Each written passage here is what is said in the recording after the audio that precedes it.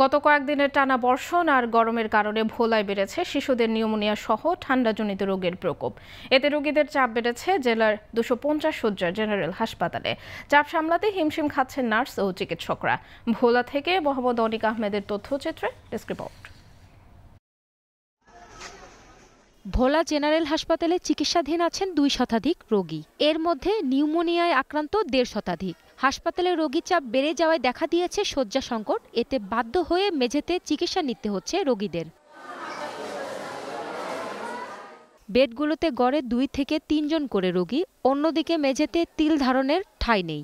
শিশু ওয়ার্ড চত্বর, এমনকি সিঁড়ির সামনে আছেন রোগীরা। যেখানে ফাঁকা পাচ্ছেন সেখানেই বিছানা পেতে সেবা নিচ্ছেন তারা। রোগীদের অভিযোগ, বেড না থাকায় এভাবে মেঝেতে চিকিৎসা নিতে গিয়ে দুর্ভোগ পোহাতে হচ্ছে তাদের। এর মধ্যে নেই প্রয়োজনীয় সংখ্যক নার্স। বাড়ির থেকে যেরকম রোগী আনছি তার থেকে বেশি অসুস্থ হয়ে গেছে এই জায়গায় আনার পরে।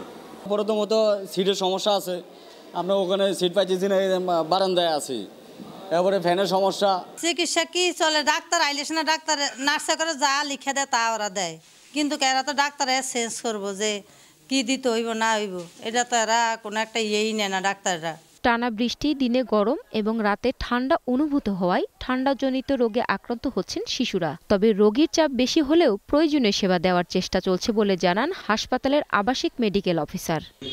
এখন বর্ষাকাল চলে এবং বর্ষাকালের মৌসুম প্রায় শেষ, কিন্তু গত কিছুদিন যাবৎ একটানা বৃষ্টি হওয়ার কারণে, ইমিউনিটি বাড়ার কারণে এবং রৌদ্র স্বাভাবিক না ওঠার কারণে, পরিবেশগত এবং আবহাওয়াগত পরিবর্তনের কারণে নিউমোনিয়ার সংখ্যা কিছুটা বেড়েছে। নিউমোনিয়া জনিত বিভিন্ন ধরনের পরীক্ষা নিরীক্ষার ব্যবস্থা রয়েছে, আমরা সর্বাত্মক সহযোগিতা করে যাচ্ছি। Global television news desk.